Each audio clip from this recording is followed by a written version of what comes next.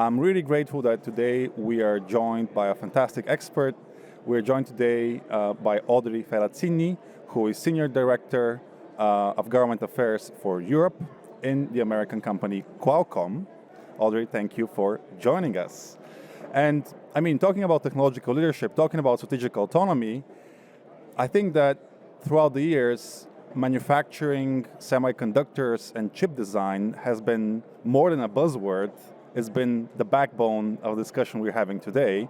And I think your company has a lot of things to share when we talk about chip design. So Audrey, let's kick it off. And I want to ask you, how can Europe or the EU develop a state-of-the-art, geographically balanced chip industry and manufacturing design? Thanks, Dimitar, and thanks for inviting me. So I think it's a very important question that we are all facing right now. In terms of the European ambition regarding the CHIPS Act and, with this kind of digital compass to get like 20% by 2030 of the value creation, it's already something very important for the industry. And if you combine it with the ambition from the US, the two blocks combined could go up to 50% of the market by 2030.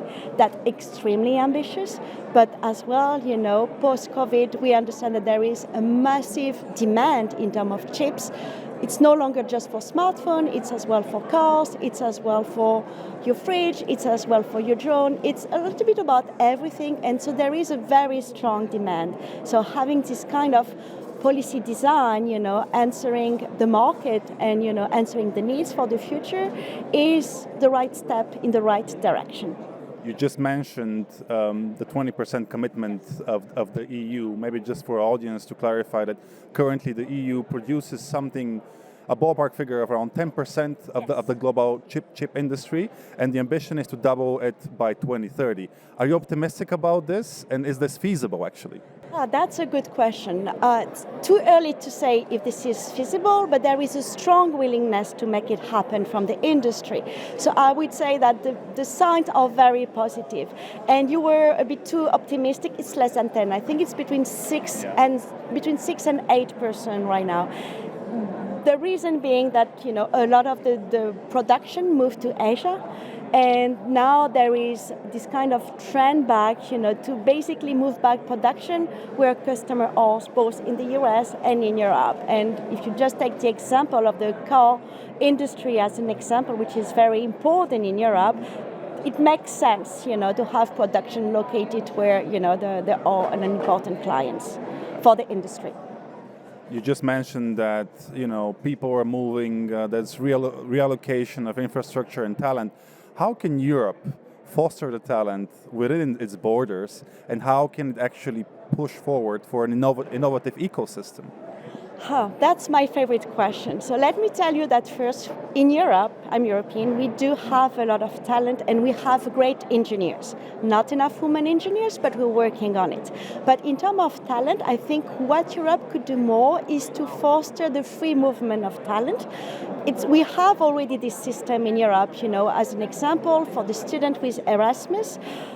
What we might think of, with policymakers and with the industry, and as Qualcomm, we are starting to discuss about that, in how to scale it, for PhD and engineers, and especially in semiconductor, because we are going to create capacity, and it's good, very, very good, but we need first the talent, and we need to scale up this talent, we need to scale up the skill force, and as well, we need to have this talent to, move from pools to pools, in Europe and in the US as well. So that's something that will scale up the workforce and as well, building more skills in Europe. Scaling the workforce, easier said than done, no? Because especially when we talk about education and the interests of people, young people in these subjects, how can we actually encourage this? How can we actually improve educational processes and make sure that more people are engaged and become professionals in exactly these areas? Well, I think it starts when they are very, very young, okay? loving science, loving technology, using technology is one thing, but wanted to create the next phase of technology, this is where, you know, we really need to invest in the talent that will become the workforce, and more importantly is how you create this kind of willingness for the kids, you know, and the young people to want to learn about science and technology.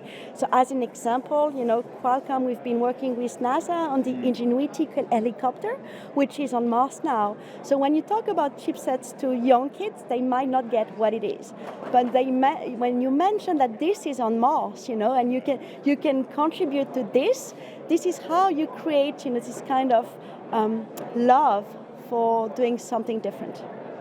Okay, and final question, we need to wrap up.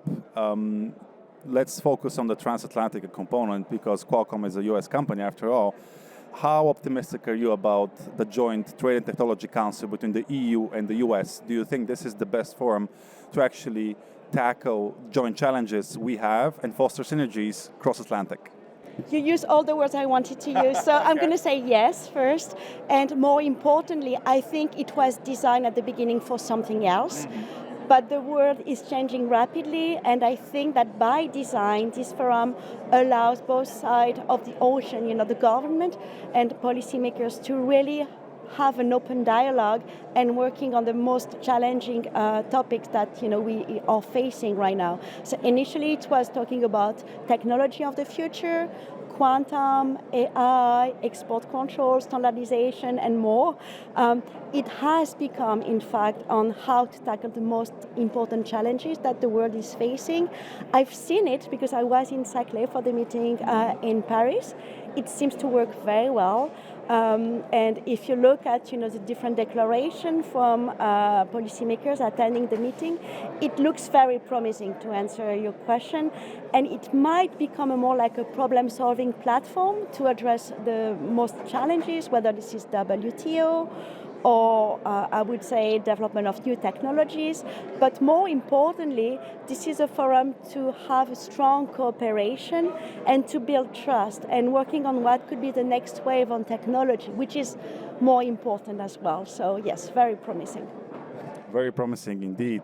Dear viewers, these were the insights from Audrey Ferrazzini, Senior Director of Government Affairs Europe from Qualcomm. Audrey, thank you for joining us. And you, dear viewers, stay tuned for more content from the Martens Center from the Rotterdam EPP Congress.